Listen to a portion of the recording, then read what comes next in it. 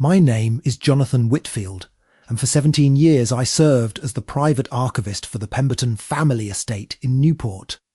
The Pembertons built their fortune in textile manufacturing during the 1800s, and their collection of documents, photographs, and correspondence spans for generations of American industrial influence. The family trusted me with their most sensitive materials. Birth certificates that didn't match public records. Business contracts with signatures that disappeared under certain lighting. Photographs where faces seemed to shift depending on the angle of observation. I catalogued everything with scientific precision, never questioning what I couldn't explain. The Pemberton archive occupied the entire third floor of the East Wing. 47 filing cabinets, each containing decades of carefully preserved family history, temperature controlled. Humidity monitored. Access restricted to myself and the family patriarch, Charles Pemberton IV. Every document had its place. Every folder its proper sequence. I knew the location of every paper clip, every rubber band, every fountain pen mark on every page. Order was my religion, and the archive was my cathedral. Until the night of October 15th, 2023. I had stayed late to finish processing a new acquisition from the family's Boston properties. Around 11:30, I completed my work and began my usual security check before leaving. Every cabinet locked. Every light switched off. Every window secured. I was descending the main staircase when I heard something that shouldn't have existed in that silent house. The unmistakable sound of typewriter keys clicking rhythmically from the direction of the archive. I stopped on the 7th step from the bottom, gripping the mahogany banister until my knuckles turned white. The Pemberton estate at night was a monument to stillness. No staff remained after 9 o'clock. The family was in Europe for the autumn season. The security system would have triggered if anyone had entered, yet the typing continued. Not the rapid, chaotic percussion of someone in a hurry, but the measured, deliberate rhythm of professional correspondence. Each keystroke followed by a brief pause, as if the typist was choosing every word with careful consideration. I climbed back toward the archive, each step amplifying the wrongness of what I was hearing. The sound grew clearer as I approached the 3rd floor. Not just typing, but paper being inserted into a machine, then withdrawn, then replaced. The archive door stood exactly as I had left it, locked. My key was the only one that opened it. Apart from Emmer Pemberton's master set, which remained in his personal safe in Switzerland. I pressed my ear against the heavy oak. The typing had stopped, replaced by something worse, the soft whisper of papers being shuffled, organised, filed. My hands trembled as I inserted the key. The lock turned with its familiar click, and I pushed the door open. Every light was off, exactly as I had left them. The cabinet stood in perfect formation. Nothing appeared disturbed. But on my desk in the moonlight streaming through the tall windows sat a manila folder I had never seen before. The folder was identical to our standard archival materials. Same cream-coloured manila, same red classification tab, same embossed Pemberton family crest in the upper right corner. But I knew every folder in this archive, and this one was an impossibility. I approached my desk as if it contained a sleeping predator. The folder bore a typewritten label, Whitfield, J. Personnel Review, Restricted Access, October 2023. My mouth went dry. We maintained no personnel files in the family archive. Employment records were handled by the legal department in Boston. More disturbing was the implication that this file concerned me specifically, created by someone with intimate knowledge of our classification system. I opened the folder with the tip of my fountain pen, avoiding direct contact with my fingers. Inside, 3 pages of documents I had never seen, typed on Pemberton letterhead with what appeared to be the same vintage. Typewriter used for family correspondence in the 1940s. The first page was dated that very day. Personnel assessment. J. Whitfield, day 6205 of service. The mathematical precision chilled me. 17 years of employment, calculated to the exact day. The document contained details about my work that no one could have observed. My habit of alphabetizing documents by secondary filing numbers rather than primary dates. The way I held my pen when making margin notes. The specific cabinet I always opened first each morning. But the final line made my blood freeze. Subject demonstrates concerning emotional attachment to restricted materials. Recommendation, gradual exposure to classified information to assess reliability. The papers felt warm to the touch. I read the assessment 3 times, each repetition deepening my confusion. The document was written in the formal style of 1940s corporate correspondence, but it referenced computer systems and digital filing protocols that hadn't existed until the 21st century. The second page contained what appeared to be daily observations of my behaviour, recorded in meticulous detail. Day 6198. Subject spent 47 minutes examining photograph P18 for 7B. Noted slight tremor in left hand when handling frame. Day 6201. Subject paused for 13 seconds before opening. Cabinet R7 demonstrates growing awareness of restricted section. Day 6203. Subject asked Mr. Pemberton about sealed records. Conversation terminated after 4 minutes, 12 seconds. I had never discussed sealed records with anyone. Cabinet R7 was a standard filing unit containing routine correspondence from the 1960s. And photograph P18 for 7B was a simple family portrait from 1875. The third page was the most disturbing, a detailed floor plan of the archive, marking my daily movement patterns with red ink. Someone had tracked my steps with surveyor-level precision, noting where I paused, where I hesitated, where I returned multiple times. At the bottom of the page, a handwritten note in ink that looked wet despite the paper's apparent age. Subject ready for phase to initiation. Proceed with midnight protocols. I looked up from the documents to find Cabinet R7 standing open, its contents scattered across floor. I had not opened that cabinet. I had not even approached it.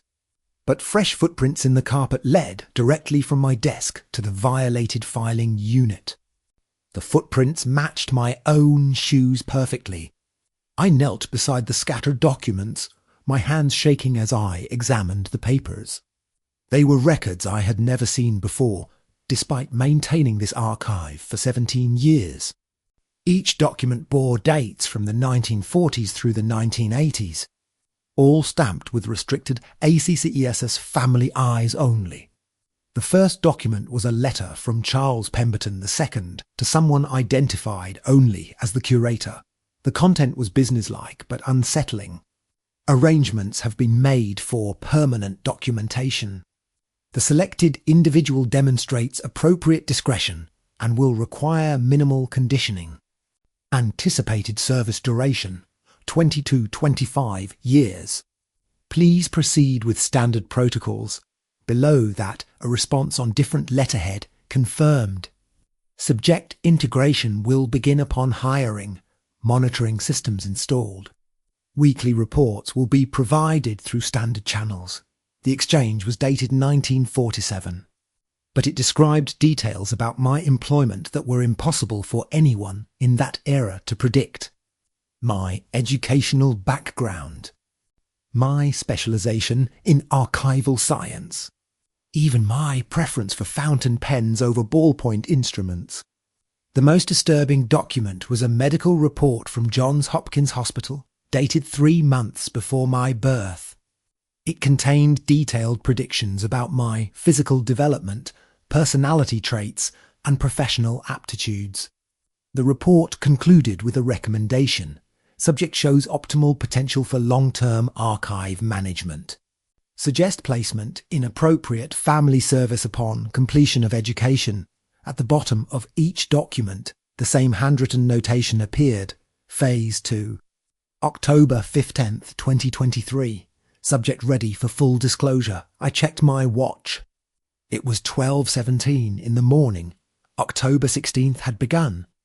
I gathered the scattered documents with growing panic, trying to restore order to something that defied logical explanation. As I worked, I noticed that some papers felt different under my fingers. Older documents seemed to pulse with warmth, while newer files remained cold and lifeless. Then I heard the typing again. This time, it came from behind me. I turned to find the vintage typewriter that normally sat locked in the display case now, positioned on the reading table. Its keys moving by themselves. Each keystroke was deliberate, purposeful, as if invisible fingers were composing a message. The paper emerging from the machine bore the Pemberton letterhead. As I watched, words appeared line by line. Mr. Whitfield, your service has been exemplary. However, circumstances require that you understand the true nature of your position. You were selected before your birth to maintain these archives.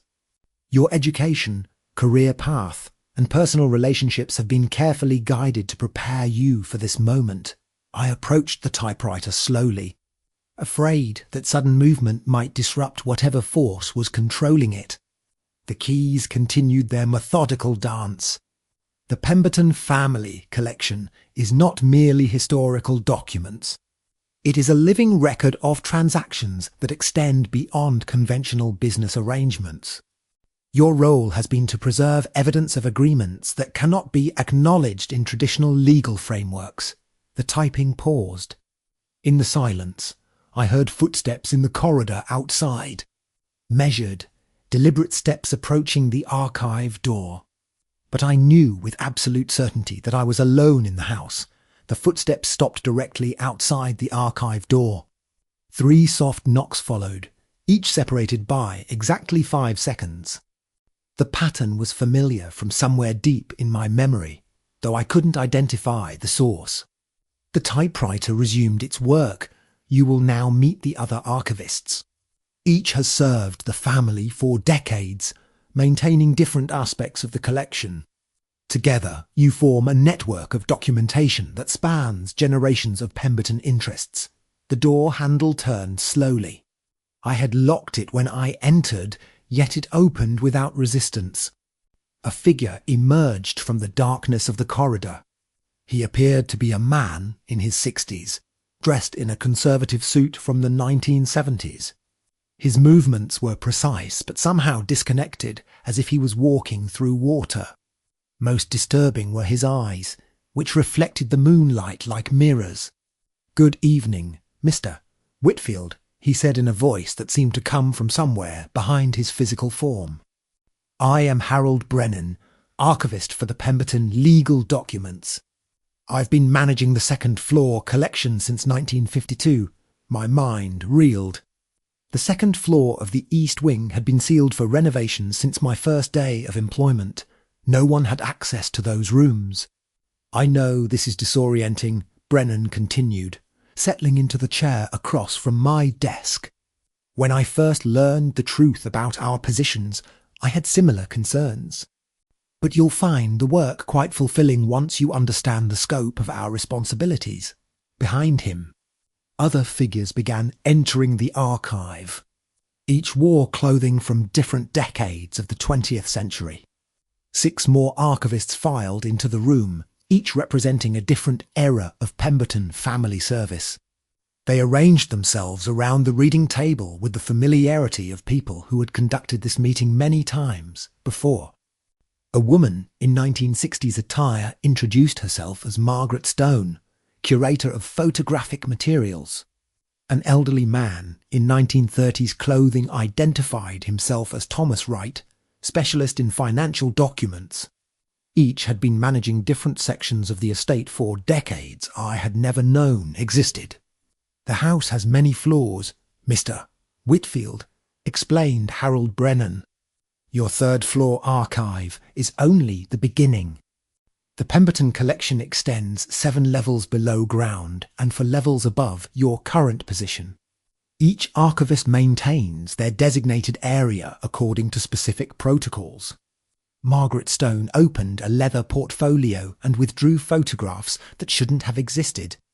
Images of me working in the archive, taken from angles that had no corresponding windows or doorways. Pictures of my apartment, my daily routines, my conversations with friends and colleagues.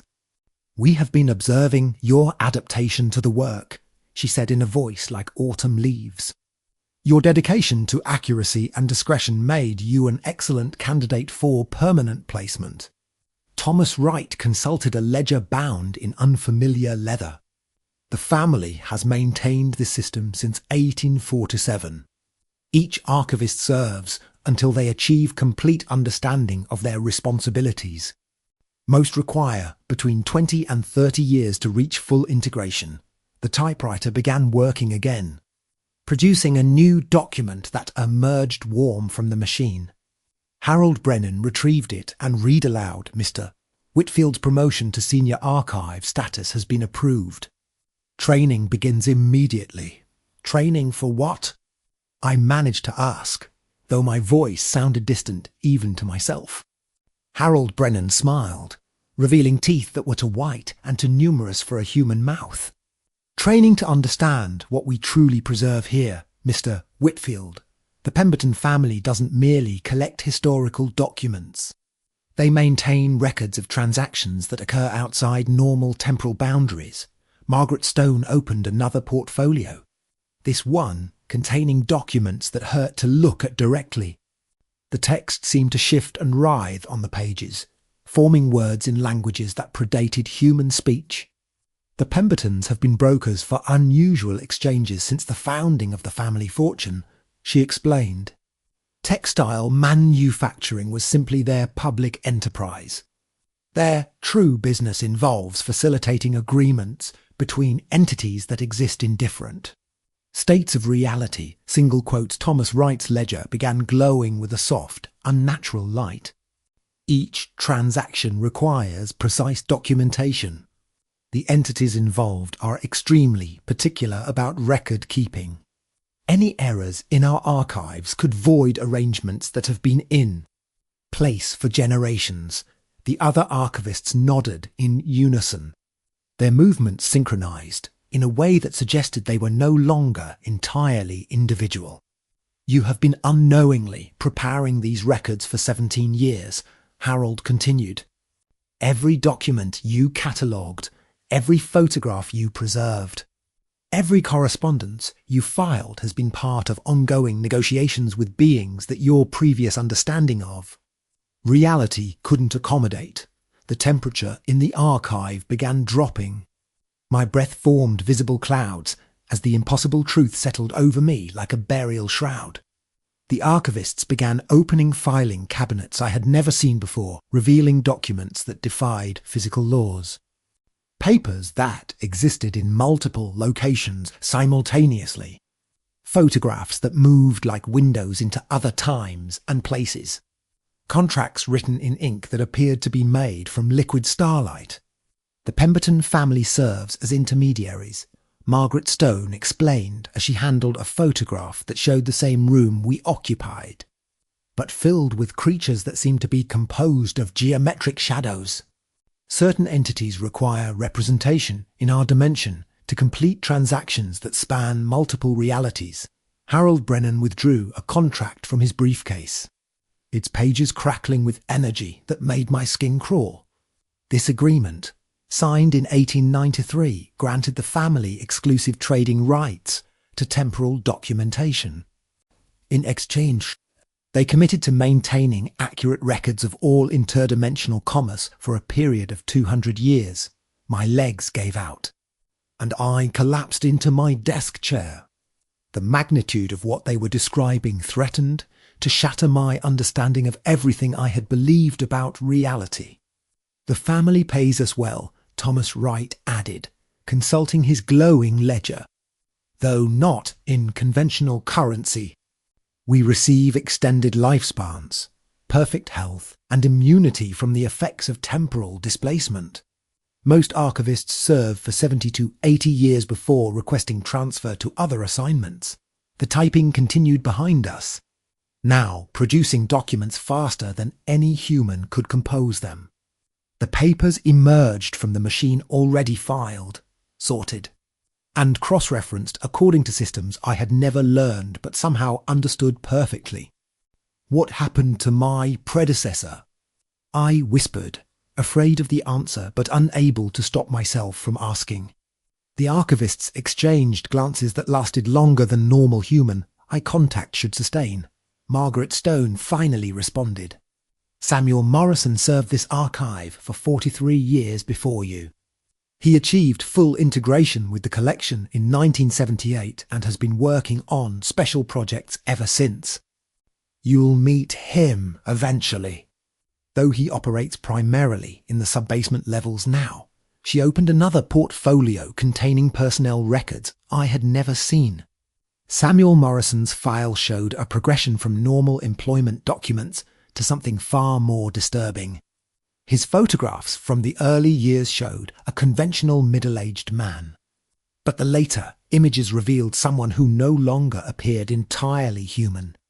His eyes had become too large.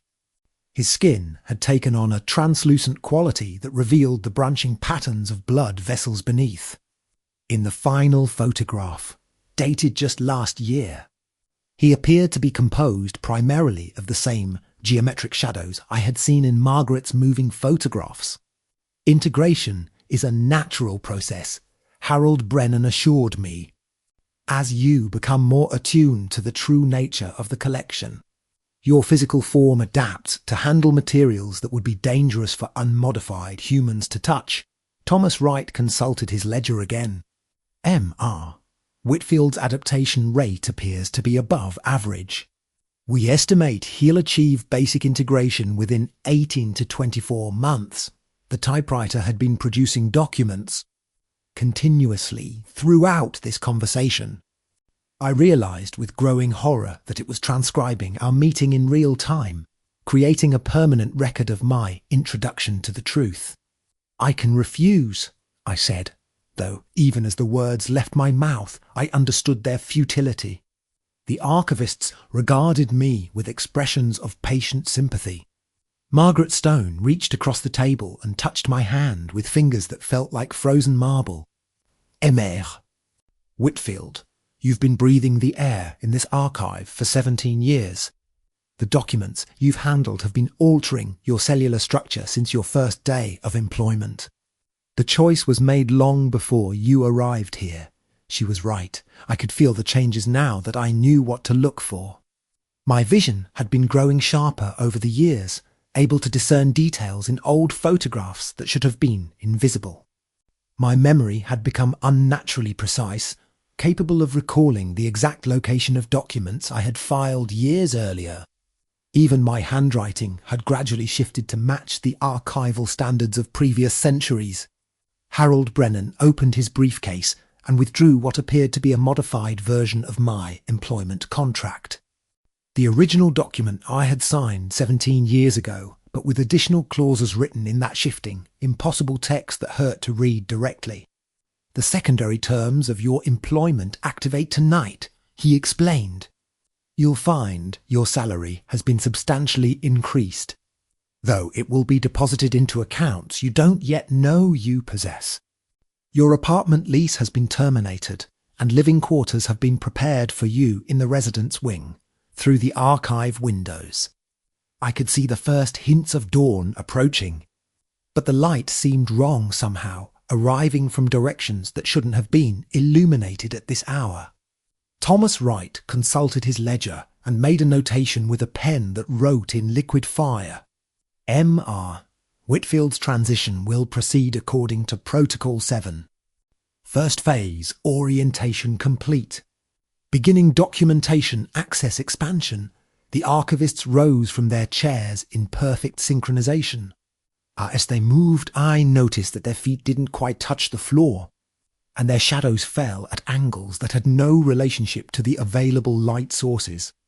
Your new responsibilities begin immediately, Margaret Stone informed me as she gathered her portfolios.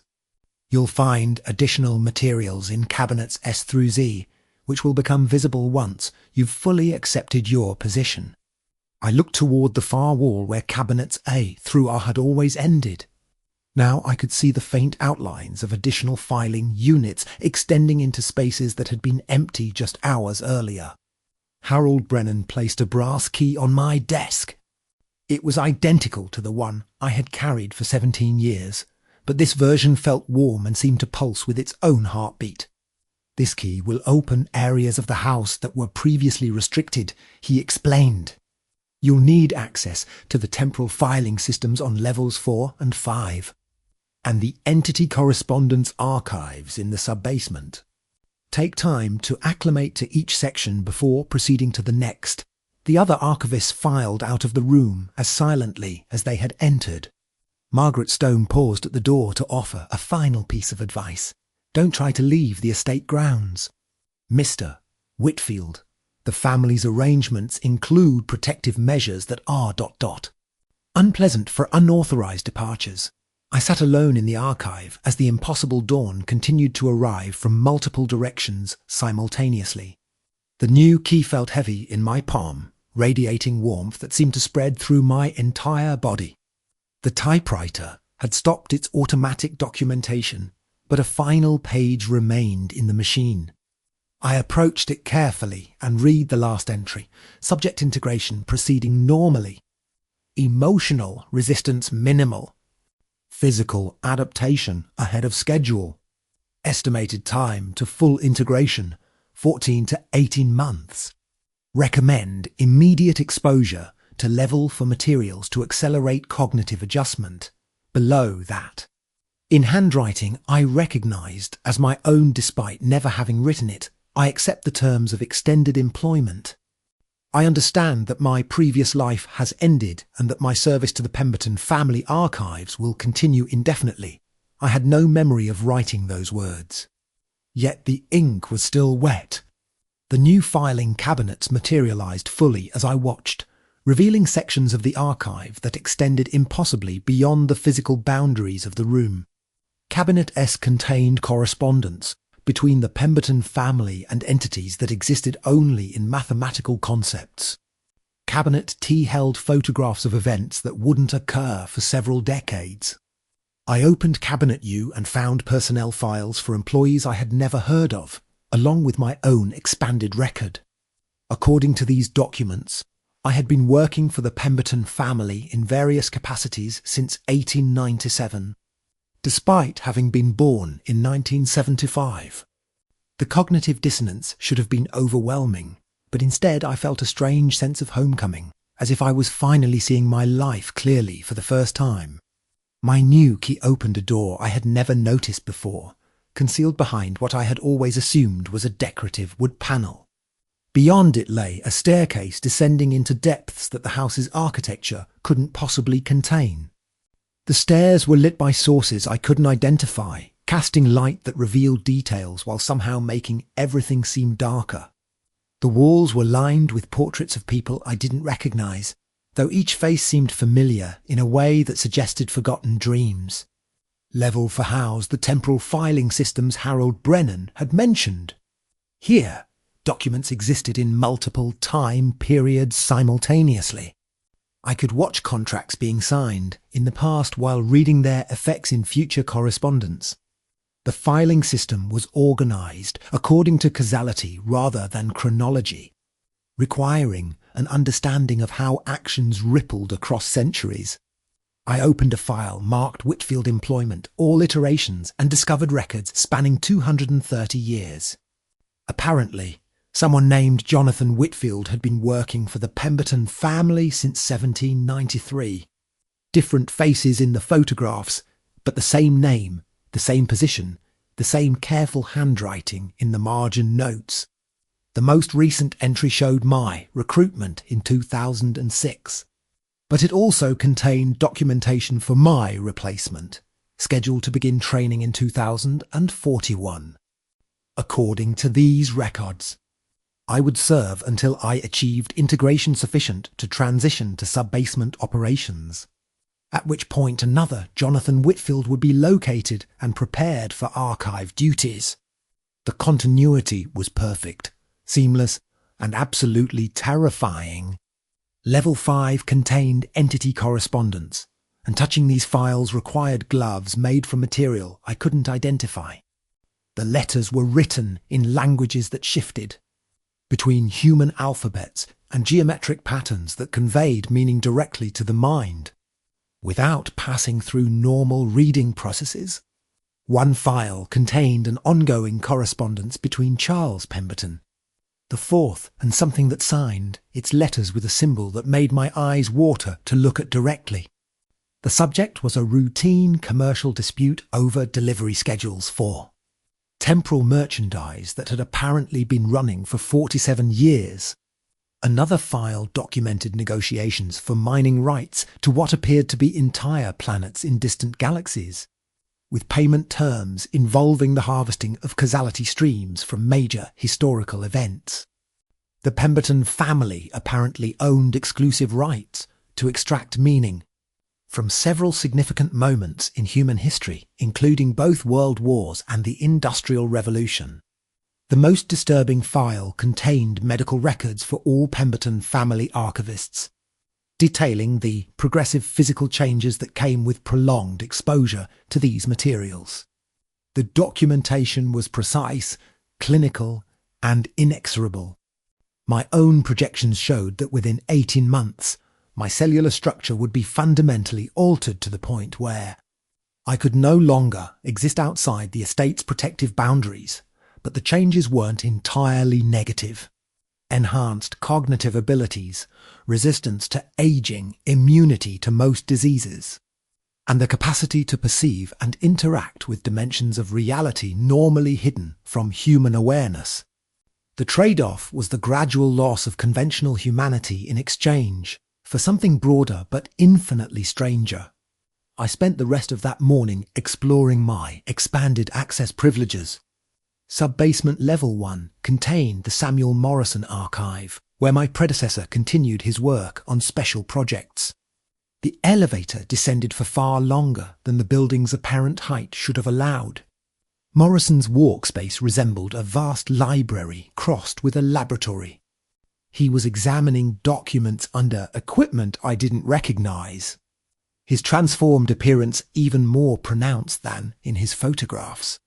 When he looked up at my approach, his enlarged eyes reflected depths that seemed to contain shifting galaxies. "Jonathan," he said in a voice that harmonized with itself, as if multiple versions of him were speaking simultaneously. "I've been expecting you." Harold said your integration was proceeding ahead of schedule.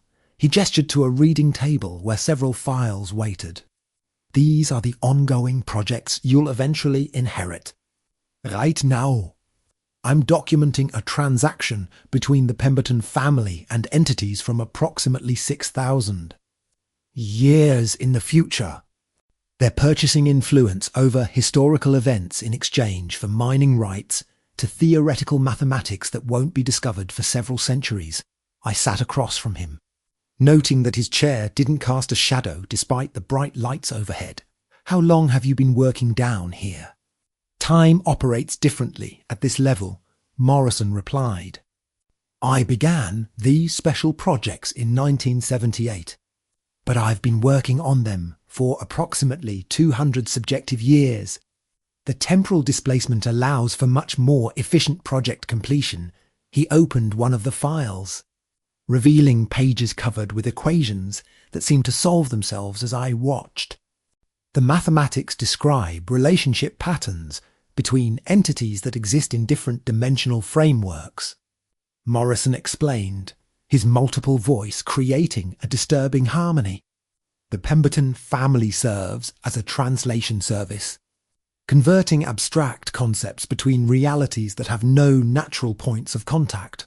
I studied the equations, surprised to find that they were beginning to make sense despite representing mathematics far beyond my formal education. The integration process was apparently accelerating my cognitive development in ways I hadn't anticipated. Your predecessor was David Harrison. Morrison continued, consulting notes written in that shifting, impossible text. He served from 1953 to 2006 before transitioning to deep archive duties on Sub-Basement Level 7. You might meet him eventually, though he rarely interacts with surface operations anymore. The concept of multiple predecessors should have been disturbing. But instead, I felt a strange comfort in the continuity. Each Jonathan Whitfield had contributed to the archive's development, building on the work of previous iterations while preparing for the next. Morrison showed me projections of my expected career development. Standard archive duties for the first few years, followed by gradual expansion into temporal documentation, then entity correspondence, and finally special projects requiring capabilities that normal human consciousness couldn't accommodate. The compensation is extraordinary, he assured me. Not just the extended lifespan and enhanced abilities, but access to knowledge that spans the entire history and future of human civilization. You'll understand literature, science, and art from perspectives that authors, scientists, and artists themselves never achieved, through the basement windows. I could see what appeared to be other versions of the estate existing simultaneously in different time periods. Morrison guided me back to the elevator, which ascended through levels I hadn't known existed during my descent. Level 6 contained dietary preparation facilities where specially modified food was prepared to support the nutritional needs of integrating archivists. Level 7 housed living quarters designed for staff who no longer required conventional sleep cycles. You'll relocate to Level 7 once the physical changes begin affecting your interaction with normal reality. Morrison explained as we passed through what appeared to be a recreation area, where archivists from different eras gathered to discuss projects spanning centuries. Level 8 was a medical facility staffed by individuals who had completed integration so thoroughly that their original humanity was barely detectable. They monitored the health and development of archivists during their transformation, ensuring that the process proceeded optimally. The medical team has been tracking your progress since your hiring, Morrison noted, consulting a chart that updated itself as we spoke. Your adaptation rate is significantly above average. Most archivists require 3 to 4 years to achieve basic temporal perception. But your tests suggest you'll reach that milestone within 6 months. We returned to my familiar third-floor archive, which now seemed impossibly small compared to the vast operation I had discovered below. But I understood that this level would remain my primary workspace during the early phases of integration. Morrison paused at the door before departing. One final piece of advice, Jonathan. Don't attempt to contact anyone from your previous life. The protective measures Mrs. Stone mentioned are designed to prevent information leakage that could disrupt ongoing negotiations. The consequences would be severe for all parties involved. The following weeks passed in a blur of expanding responsibilities and accelerating changes. My new filing cabinets revealed materials that required increasingly specialized handling procedures. Documents that could only be read during specific phases of the moon. Photographs that showed different images depending on the viewer's emotional state. Correspondence written in inks that existed only when observed directly. My physical changes began subtly. Enhanced night vision that revealed details invisible to normal human sight. Improved memory that allowed perfect recall of conversations from decades past. Sensitivity to electromagnetic fields that made me aware of the estate's vast network of monitoring equipment. I discovered that my apartment building had been demolished 3 days after my integration meeting, despite having been scheduled for renovation rather than destruction. My bank accounts had been closed and the funds transferred to institutions I had never heard of. According to public records, Jonathan Whitfield had died in a car accident on October 16th, making my continued existence officially impossible. The estate provided everything I needed, clothing that adjusted itself to my changing physiology, food prepared according to nutritional requirements I was developing for substances that didn't exist in normal reality, living quarters that modified themselves to accommodate my evolving needs for light, temperature, and spatial orientation. Harold Brennan visited regularly to monitor my progress and provide guidance for handling increasingly complex archival materials. Margaret Stone delivered weekly batches of photographs documenting events across multiple timelines. Thomas Wright updated my personnel records to reflect capabilities I was still discovering. The work was becoming easier as my consciousness expanded to accommodate information that would have been incomprehensible just months earlier. By December, I was handling documents that existed in quantum superposition, simultaneously containing multiple versions of the same information until observation collapsed them into single states.